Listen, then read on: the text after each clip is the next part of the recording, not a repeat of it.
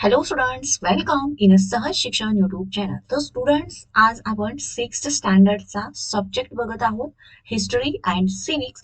तर त्यामधला 7th chapter आहे India during the Maurya period, म्हणजेच मौर्यकालीन भारत.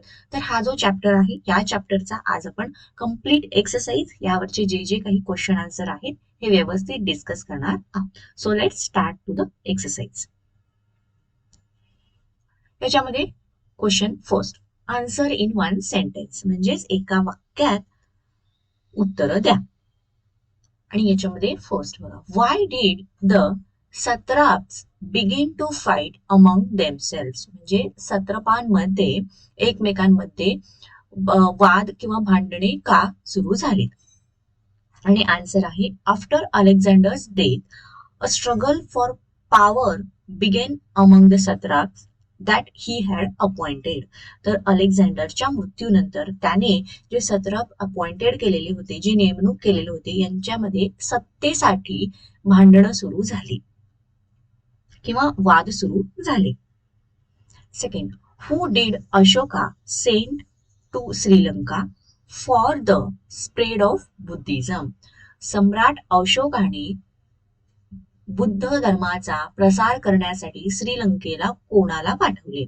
आणि आन्सर आहे, Ashoka sent his own son Mahendra. तर त्याने त्याचा मुलगा Mahendra and daughter Sanghamitra to Sri Lanka for the spread of Buddhism. तर बौद्ध धर्माच्या प्रसारासाठी त्यांनी स्वतःचा मुलगा महेंद्र आणि मुलगी संघमित्रा यांना पाठवले.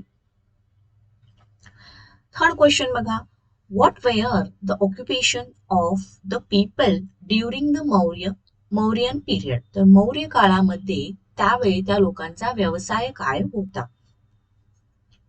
आन्सर आहे, during the Mauryan period there were many occupations like carving and engraving on ivory, म्हणजेच हस्तिदंतावरती कोरीव काम करणे, विविंग अँड डेईंग क्लोथ, म्हणजे कपडे विणणे, अँड मेटल वर्क, तसेच धातूचं काम.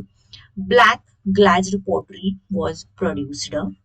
Ship building and technology of making articles of iron had also developed. जहाज बांधणी आणि लोखंडापासून काही आर्टिकल्स तयार करणे हे सुद्धा त्यांचे ऑक्युपेशन्स होते. ओके, चला नेक्स्ट क्वेश्चन फोर्थ बघा, which animal engravings are found on the pillars erected by Emperor Ashoka. तर सम्राट अशोकने जे स्तंभ आहे, या सम्राट अशोकच्या स्तंभावरती कोणत्या प्राण्यांचं चित्र हे कोरलेलं आहे. आन्सर बघा, excellent carvings of animals like the lion, elephant, bull are found on the pillars erected by Ashoka. सिंह, हत्ती आणि बैल या प्राण्यांचं चित्र हे कोरलेलं त्या स्तंभावरती कोरलेलं आढळतं. सो नेक्स्ट क्वेश्चन बघण्याआधी तुम्हाला जर व्हिडिओ आवडत असेल तर व्हिडिओला पटकन लाईक करा. तुम्ही चॅनलवरती नवीन असाल तर चॅनललाही सबस्क्राईब करून खाली जो बेल आयकॉन दिला आहे या बेल आयकॉनवरती बटन प्रेस करा, म्हणजेच असेच एक्सरसाइजचे व्हिडिओ तुम्हाला अजून बघता येतील. चला नेक्स्ट क्वेश्चन बघूया. Second question, can you explain. Okay, आणि याच्यामध्ये फर्स्ट आहे सत्राप, म्हणजेच सत्राप म्हणजे काय आपल्याला विचारलं आहे. ओके, आन्सर बघा, when Alexander was forced to return back to Greece, he appointed Greek officers to minister the conquered territories. They were called satraps, म्हणजेच ग्रीक अधिकारी. सत्राप म्हणजेच काय नेमकं असतं, ग्रीक अधिकारी, त्याने नेमणूक केलेले ग्रीक अधिकारी. सेकंड आहे सुदर्शन. सुदर्शन म्हणजेच काय बघा. Answer, emperor Chandragupta Maurya build a dam called Sudarshan. तर चंद्रगुप्त मौर्य यांनी एक धरण बांधलं होतं आणि त्याचं नाव सुदर्शन आहे, जे की near Junagadh in Gujarat state, Gujarat मधल्या जुनागड येथे ते आहे. थर्ड बघा, देवम पियो पियादसी म्हणजे काय हे बघा. Answer, the name given to emperor Ashoka which means beloved of the gods and he who looks on with affections. तर सम्राट अशोकाने स्वतःसाठी ते नमूद केलेलं आहे. त्याच्या लेख जे आहेत त्या लेखांमध्ये त्याने स्वतःसाठी तसं नमूद केलेलं आहे, नाव दिलेलं आहे.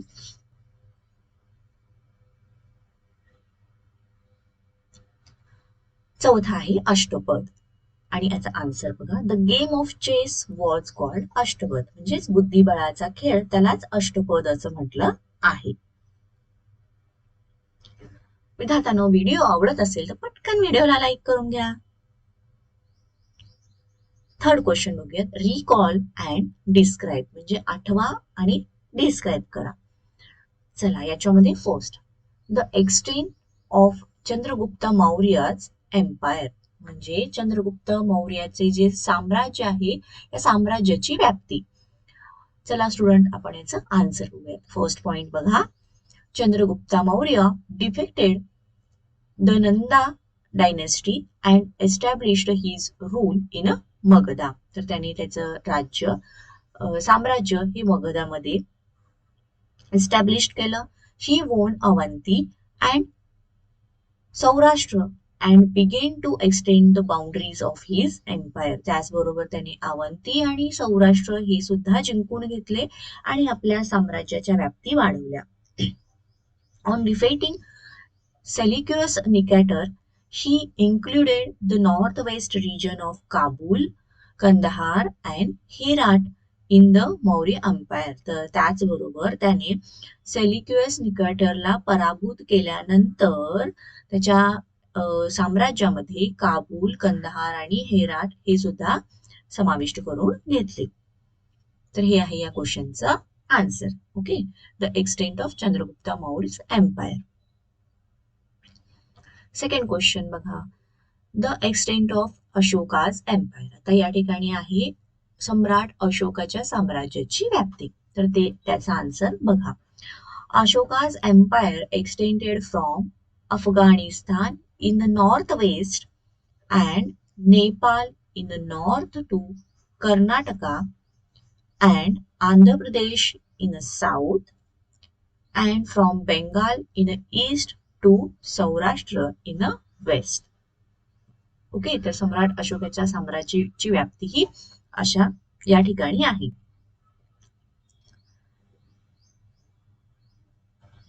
नाव नेक्स्ट आहे fourth question. Match the following म्हणजे आपल्याला जोड्या लावायच्या आहेत. तर यासाठी दिला आहे group A and group B. First आहे emperor Alexander, Megasthenes, emperor Ashoka. आणि बी ग्रुप मध्ये बघा. A ambassador of Seleucus Nicator, B आहे emperor of Greece, emperor of Rome and emperor of Magadha. तर याच्यामध्ये बघा एम्पेरियर ऑफ अलेक्झांडर कोण असणार? Emperor of Greece. त्यानंतर मेगास्थेनिस साठी असणार अम्बेसिडर ऑफ सेलिक्युअस निकेटर म्हणजे सेलिक्युअस निकेटरचा राजदूत. एम्पेरियर ऑफ अशोका असणार एम्पेरियर ऑफ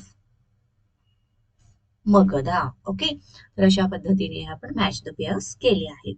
राईट. चला आपण याच्या पुढचा क्वेश्चन बघूयात. नेक्स्ट क्वेश्चन आहे fifth question. What is your opinion? तर तुमचे मत काय? चला स्टुडंट आपण बघूयात. त्याच्यामध्ये first, Alexander had to turn back म्हणजे अलेक्झांडरने माघार का घेतली? आणि आन्सर बघा. During the Indian invention Alexander's army had to suffer severe hardships. म्हणजेच काय बघा, भारतीय राज्यातील जे सैन्य होते याच्याशी अलेक्झांडर्सच्या आर्मी बरोबर डिफीट करत असताना त्यांना फार हाल अपेष्टा सहन कराव्या लागल्या. Then the army was also away from home for a very long time, so the soldiers were eager to go back. तर अलेक्झांडर कडे जी आर्मी होती त्यातले जे लोक होते, जे सैनिक होते, हे फार दिवसापासून किंवा फार कालावधीपासून घरापासून लांब होते, सो त्यांना मायदेशी जाण्याचे वेध लागले होते. Therefore, they rebelled against Alexander and he was forced to go back to Greece. आणि त्यामुळेच अलेक्झांडरने पुन्हा माघार घेण्याचे ठरवले किंवा पुन्हा माघार घेतली. Second, coins of Greek kings were characteristics. आता बघा, कॉइन्स ऑफ ग्रीक किंग म्हणजे ग्रीक राजाची जी नाणी आहेत ती वैशिष्ट्यपूर्ण आहेत. तर हे का, याच्याबद्दलच आपल्याला मत द्यायचं आहे. आन्सर आहे point first, the Greek Kings minted characteristics coins. तर त्यांची जी नाणी आहेत ती वैशिष्ट्यपूर्ण का आहेत, कशी आहेत बघा. Second point, on one side the coin had a picture of the king who had a minted. तर त्या नाण्याच्या एका बाजूला जो कोण राजा असेल त्या राजाचं चित्र असतं, and the other side a picture of Greek god, आणि दुसऱ्या बाजूला ग्रीक देवतेचा पिक्चर असतं. The name of the king was also written on the coin. त्याचबरोबर जो राजा आहे त्याचं नाव सुद्धा त्या कॉइन वरती लिहिलेलं असतं. Alexander's coins were of the same type.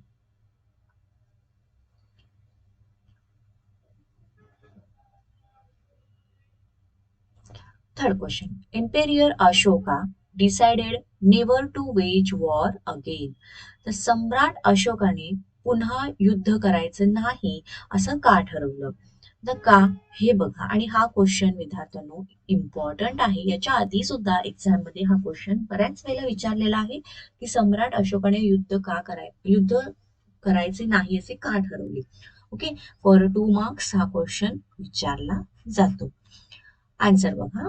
Emperor Ashoka decided never to wage war again when he witnessed the bloodshed and devastation caused by Kalinga war.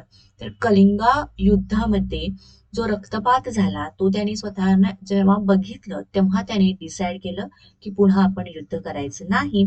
आणि emperor Ashoka had a change of heart and embraced Buddhism. तर बौद्ध धर्माच्या नुसार सत्य, अहिंसा करायची नाही अशा प्रकारे त्याने स्वतःमध्ये बदल करून घेतले.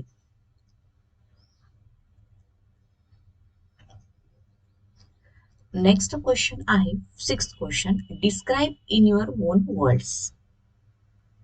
आणि यामध्ये first, public welfare works of Imperial Ashoka. म्हणजेच सम्राट अशोकाने लोकांच्यासाठी ज्या काही सोयी केलेल्या आहेत किंवा त्यांची जी काही कामं केलेली आहेत त्याबद्दलचं आपल्याला डिस्क्रिप्शन द्यायचं आहे.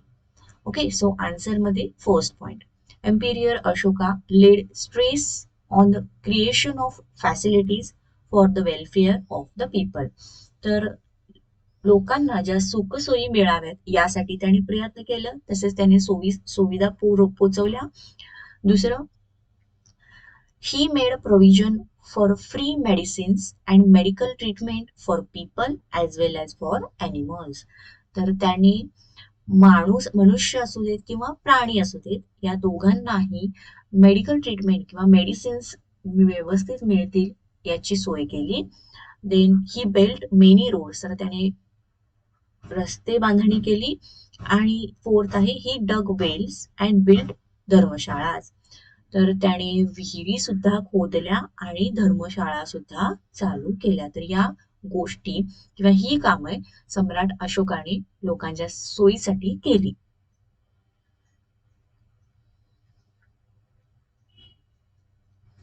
Second, means of entertainment and sport of the Mauryan period.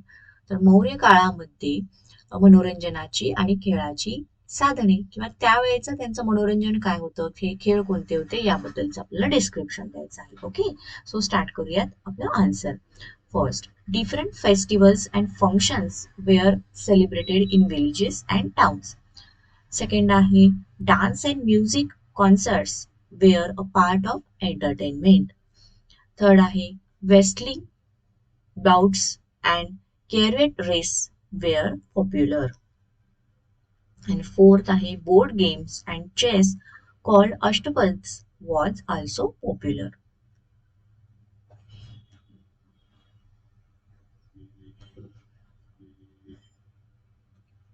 So चला स्टुडंट, याच क्वेश्चन बरोबर आपला हा एक्सरसाइज इथे संपला आहे. तुम्हाला व्हिडिओ आवडला असेल व्हिडिओला पटकन लाईक करा. चॅनलला तुम्ही अजूनही जर सबस्क्राईब केलं असेल तर चॅनललाही सबस्क्राईब करून घ्या. थँक्यू. Bye bye.